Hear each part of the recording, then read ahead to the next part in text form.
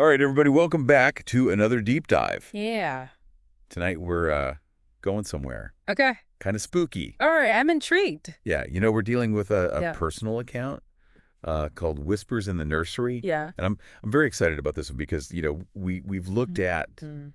cases where people have seen things or felt a presence. Yeah, right. But what about hearing things? Ooh, that's a good one. Now, And specifically hearing your name in a place where you really shouldn't hear anyone saying your name. That's a little creepy. Right. So we're talking about a maternity ward. Oh, wow. A lockdown maternity ward Okay. on a quiet night shift. So nobody should be around. Nobody should be around. And that's what's so creepy about this story. Yeah, you got me hooked already. All right, so the story comes from this nurse, Sarah, and she talks about how it was one of those nights Okay. where everything just seems like it's Peaceful. almost too peaceful. Right. You've got empty beds, Yeah. quiet hallways. Yeah. It's like the calm before the storm, but there's no storm coming. Right. Right. And she's with her colleague, Jeannie, and they're just expecting a completely normal night. A lot of hospitals always have that feeling like you're kind of Yeah. in a separate world from everything else that's going on outside. Yeah, you just step into this Yeah. different reality. Almost like you step into a different time zone. Yeah, I think it also, like you were saying, with the peacefulness, it also heightens your other senses.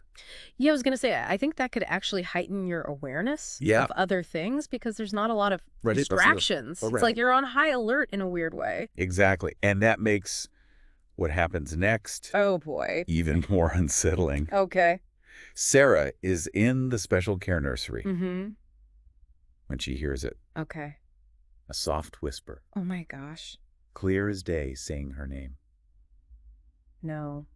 And imagine. Oh, yeah. In the nursery, that's the worst spot. Right. I mean, I can't think of many places creepier than a nursery in the middle of the night to hear your name. Right. And it's interesting how we react to it. Sounds so strongly, right? Yeah, Like, I think about how sometimes just a weird creak in my house in the middle of the night totally. can freak me out. Yeah. So in a place where you're expecting silence, anything out of the ordinary would be amplified.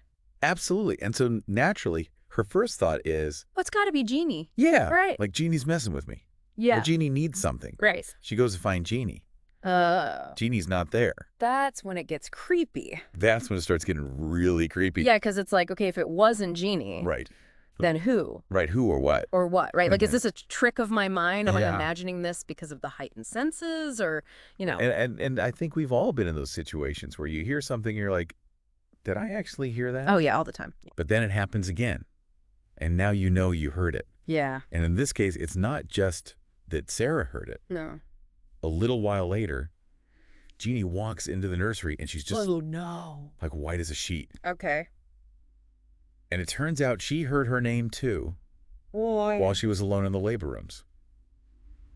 Okay. So now we've got two different people. Two different people. Two different locations. Different locations. Hearing their names. Hearing their names whispered. That eliminates a few possibilities right there. It's I like, know. okay, maybe if it was just one person, you could say, oh, they were tired or their mind was playing tricks on them. But Right. two people kind of takes it up a notch. It's a little hard to explain away, and what makes it even weirder Oh, there's more? is that the OB unit was on lockdown.